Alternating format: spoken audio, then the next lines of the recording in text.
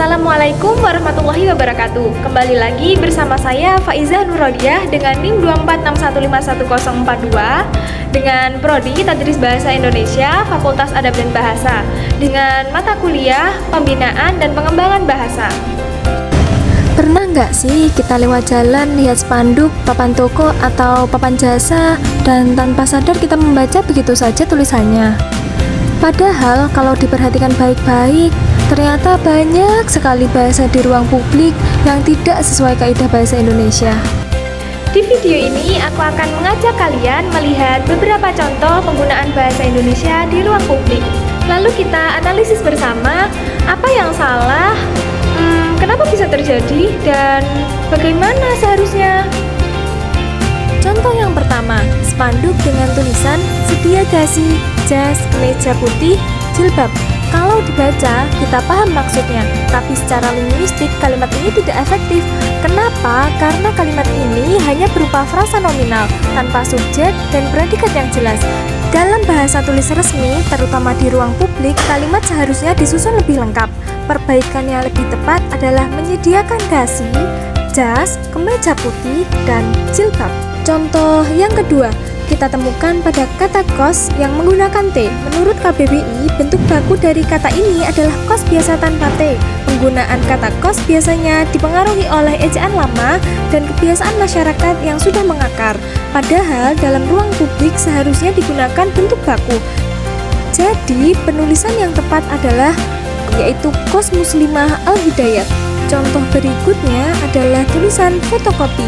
Kesalahannya ada pada penulisan kata yang dipisah, padahal menurut KBBI kata ini adalah satu kesatuan. Kesalahan ini termasuk kesalahan morfologis dan ejaan yang sering muncul karena penulisan mengikuti kebiasaan lisan, yaitu bentuk baku yang benar adalah fotokopi. Contoh yang keempat, kita lihat dari papan nama ini sekilas terlihat normal, bahkan sangat familiar. Tapi kalau kita cek berdasarkan KBBI, ternyata ada kata yang tidak baku.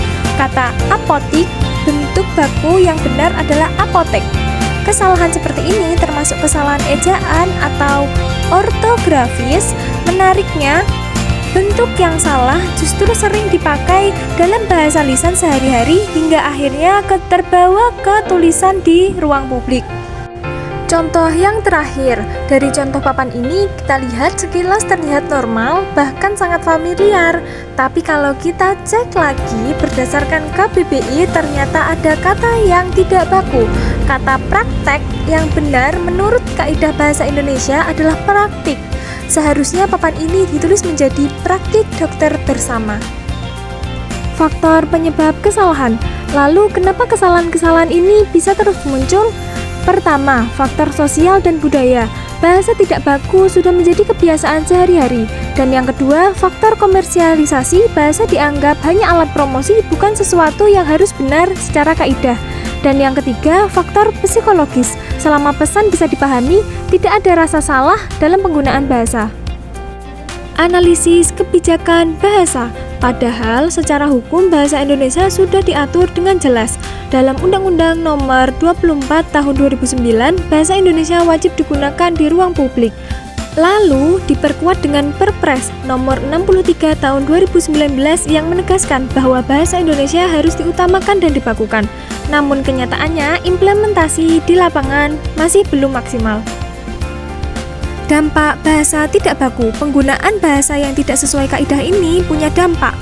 Mulai dari menurunnya keteladanan berbahasa, membiasakan masyarakat pada bentuk yang salah, hingga mengaburkan standar bahasa Indonesia yang benar.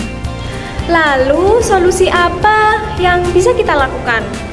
Mulai dari hal-hal sederhana, yaitu menggunakan QWERTY dan KBBI sebelum kita mencetak papan atau spanduk.